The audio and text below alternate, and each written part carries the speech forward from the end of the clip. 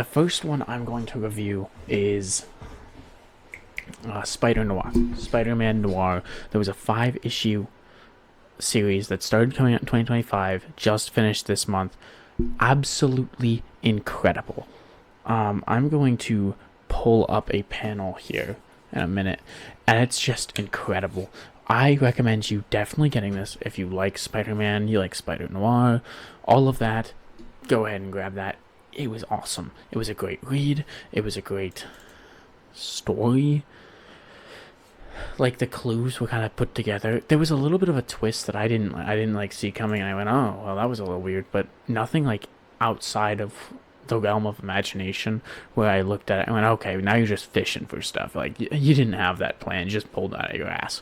And I think in a detective story and the twists need to be real, believable, in those kinds of stories. And I thought it was great. So yeah, that's number one. I think it's great. I think you should buy it if you want to read it. Well, maybe not buy it if you don't want to, but if you're interested in reading it, read it. It's very good.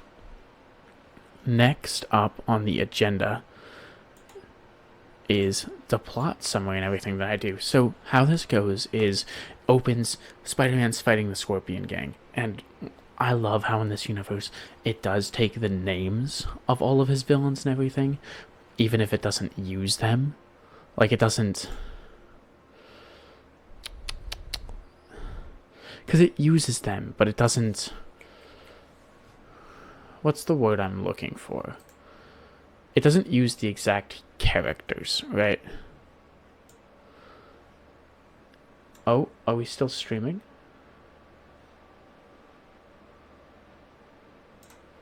Hello? Great, okay. My web browser crashed, and so I had to make sure that it was still working. Looks like we're good. Because I'm streaming this. I'm recording this live. In case you're not watching the live version. It starts with that. All the names are used, and it's used in very creative ways to really enrich the atmosphere. I love that. But anyways, he's fighting them. He ends up getting in a shootout with them. They lose their cargo. He escapes. And so what happens after that? Oh, Gwen Stacy comes in and says, hey, who killed my father? Find out who killed my father. Because in this universe, Peter Parker is, of course, a private investigator. And he's private investigating as a private investigator investigates, and he privately does that. And he finds out, oh, shoot, Gwen Stacy, captain of the police force, was a member of the Scorpion Gang. I killed him. I shot him when I was doing that. So it's like a couple days later, I think it's like issue 3, when he eventually tells her, yeah, so Spider-Man killed him. And then she says, no, it's issue 2 when he tells him that. And then it ends with, okay, tell me, I need you to find out who Spider-Man is. That's awkward. He's Spider-Man. This whole event goes down where he's fighting Nazis that are going on. There's this man who gets resurrected in the basement of a Nazi lab, and he's going around, and when he touches them, he kills them on touch.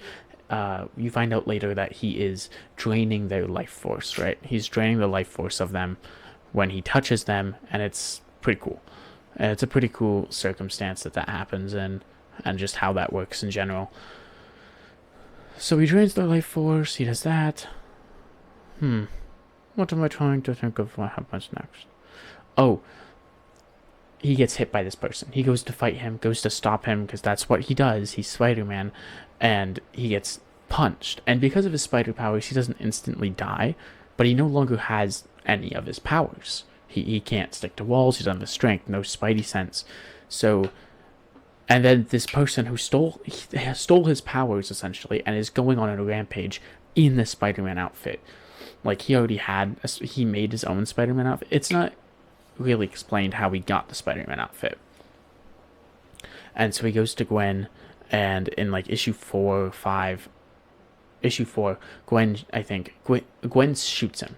Gwen shoots him in the face. They take off the mask, because he didn't expect Gwen to actually pull the trigger. Takes off the mask, and it's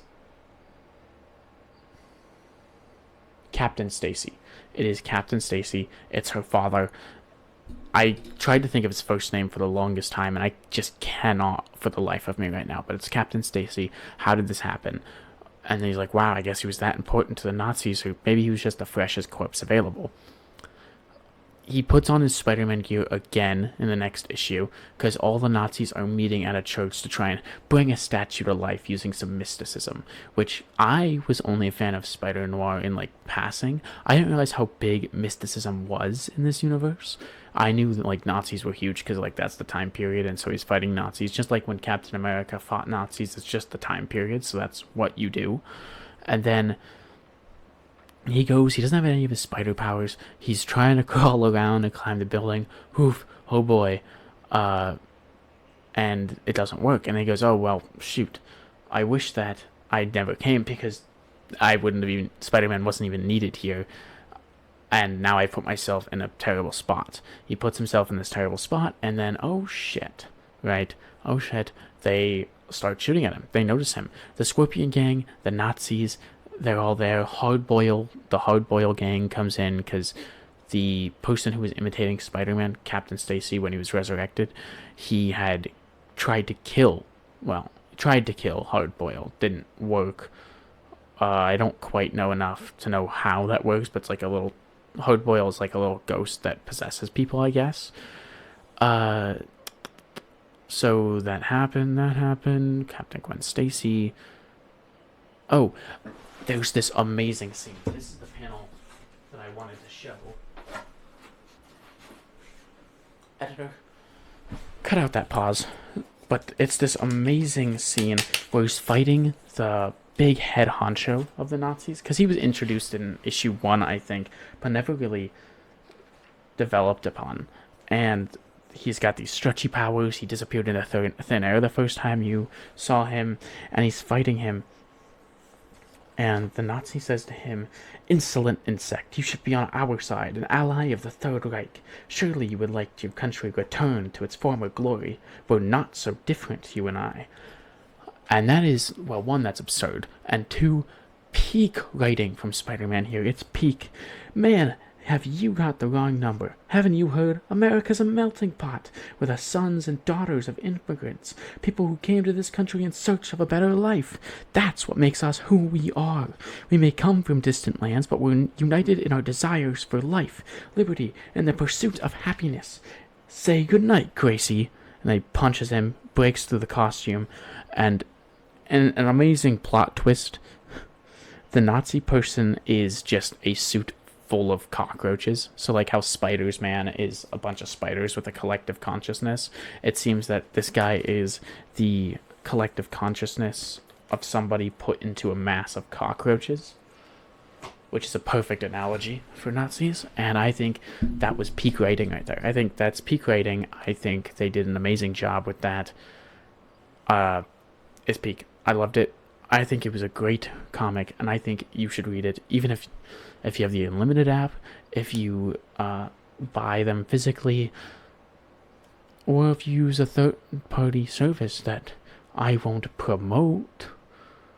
But I know it exists. I know it's pretty easy. I definitely think this is worth a read at the very least. It's very good. Thumbs up. Thanks for watching.